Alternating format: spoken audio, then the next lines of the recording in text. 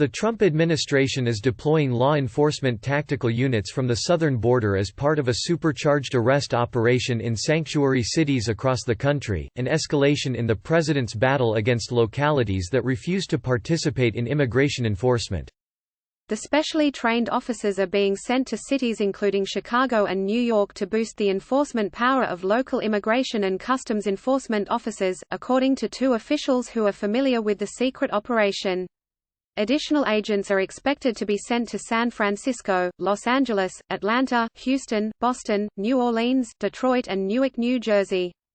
The move reflects President Trump's persistence in cracking down on so-called sanctuary cities, localities that have refused to cooperate in handing over immigrants targeted for deportation to federal authorities.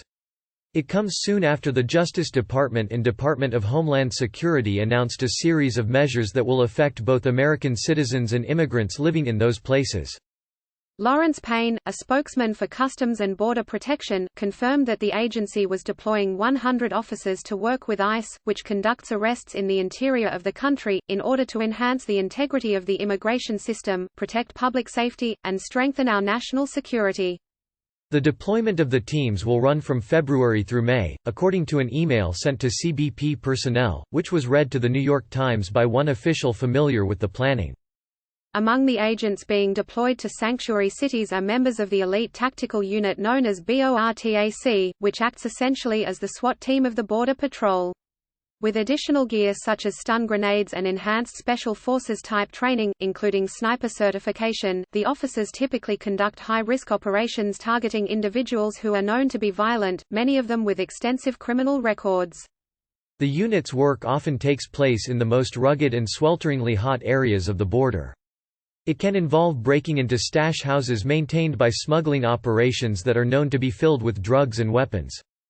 In sanctuary cities, the BORTAC agents will be asked to support interior officers in run-of-the-mill immigration arrests, the officials said. Their presence could spark new fear in immigrant communities that have been on high alert under the stepped-up deportation and detention policies adopted after Mr. Trump took office. In a statement, ICE's acting director, Matthew T. Albence, said the deployment comes in response to policies adopted by sanctuary cities, which have made it harder for immigration agents to do their jobs. As we have noted for years, in jurisdictions where we are not allowed to assume custody of aliens from jails, our officers are forced to make at-large arrests of criminal aliens who have been released into communities, he said. When sanctuary cities release these criminals back to the street, it increases the occurrence of preventable crimes, and more importantly, preventable victims. But Gil Kurlikowski, the former commissioner of CBP, which oversees tactical units along the border, said sending the officers to conduct immigration enforcement within cities, where they are not trained to work, could escalate situations that are already volatile. He called the move a significant mistake. If you were a police chief and you were going to make an apprehension for a relatively minor offense, you don't send the SWAT team. And BORTAC is the SWAT team, said Mr. Kurlikowski, who is a former chief of police in Seattle. They're trained for much more hazardous missions than this.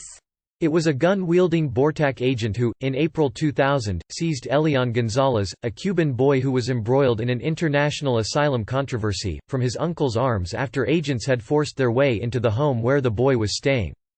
The Border Patrol squads will be charged with backing up ICE agents during deportation operations and standing by as a show of force, the officials said. ICE agents typically seek out people with criminal convictions or multiple immigration violations as their primary targets for deportation, but family members and friends are often swept up in the enforcement net in what are known as collateral arrests, and many such people could now be caught up in any enhanced operations. ICE leadership requested the help in sanctuary jurisdictions because agents there often struggle to track down undocumented immigrants without the help of the police and other state and local agencies. Law enforcement officers in areas that refuse to cooperate with ICE and the Border Patrol, which include both liberal and conservative parts of the country, often argue that doing so pushes undocumented people further into the shadows, ultimately making cities less safe because that segment of the population becomes less likely to report crimes or cooperate with investigations. The goal of the new joint operation, one of the officials said, was to increase arrests in the sanctuary jurisdictions by at least 35%.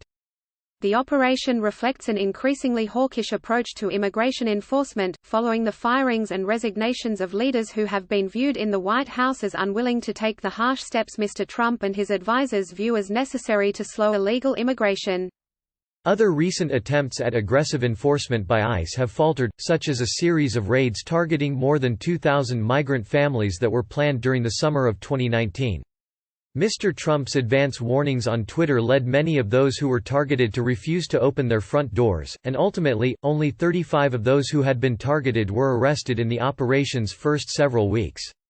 Even with the added show of force from BORTAC, agents will be limited in their abilities compared to the police or sheriff's deputies. Unlike operations on the border, where BORTAC agents may engage in armed confrontations with drug smuggling suspects using armored vehicles, immigration agents in cities are enforcing civil infractions rather than criminal ones. They are not allowed to forcibly enter properties in order to make arrests, and the presence of BORTAC agents, while helpful in boosting the number of agents on the ground, may prove most useful for the visual message it sends.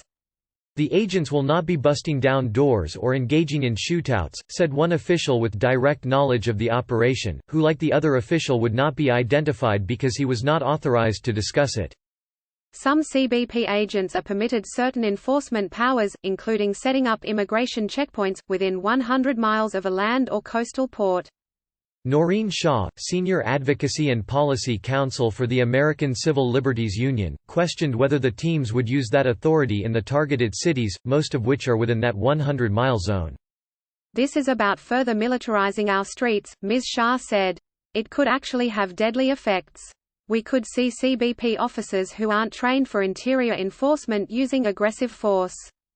Many ICE agents say their jobs have become increasingly difficult, 3 years into Mr. Trump's presidency, because of robust campaigns by immigrant advocacy organizations seeking to safeguard undocumented immigrants by educating them on the legal limitations that ICE officers face.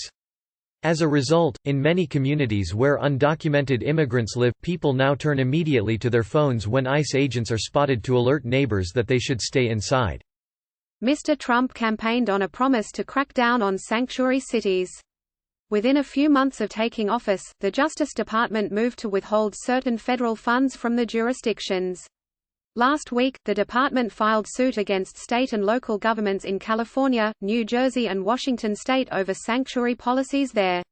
Also this month, the Department of Homeland Security announced it would ban New Yorkers from enrolling in programs that allow travelers to speed through customs checkpoints in airports and at the border as a result of the state's decision to offer driver's licenses to undocumented immigrants and bar Homeland Security agencies from accessing the state's motor vehicle database. The president again highlighted the issue in his State of the Union address, arguing that sanctuary cities release dangerous criminal aliens to prey upon the public. In January, a New York City Council member wrote an open letter for his fellow councilors expressing concern about increasing ICE activity in the region, including collateral arrests.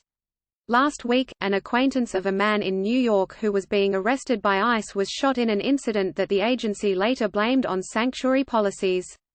The aggressive immigration enforcement tactics being implemented around the country are not limited to any one agency. In a widely circulated video recorded in El Paso on Tuesday night, Border Patrol agents are shown subduing and using a taser to apprehend a man in a Burger King restaurant. The video shows the man pleading repeatedly with the agents while shouting that he had done nothing wrong. A bystander asks the agents to leave the restaurant, as she cries while witnessing the episode.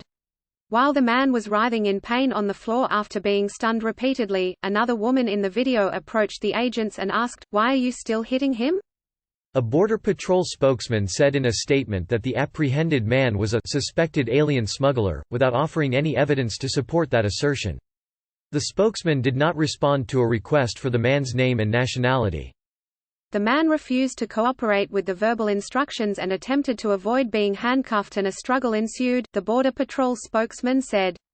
In the same statement, the spokesman said that a citizen had notified law enforcement of a suspicious vehicle parked on his property. The Border Patrol said the man apprehended by the agents on Tuesday was the driver of the vehicle and that record checks indicated that the man was in the country illegally and had a positive criminal history. An ICE spokesman declined to comment on the specifics of the latest effort in sanctuary cities, citing the agency policy against sharing information about enforcement operations before they have taken place. However, the spokesman added that the agency had made it abundantly clear for years that, in jurisdictions where we are not allowed to assume custody of aliens from jails, our officers would be redirected to make at-large arrests. Simon Romero, Miriam Jordan and Annie Coriel contributed reporting.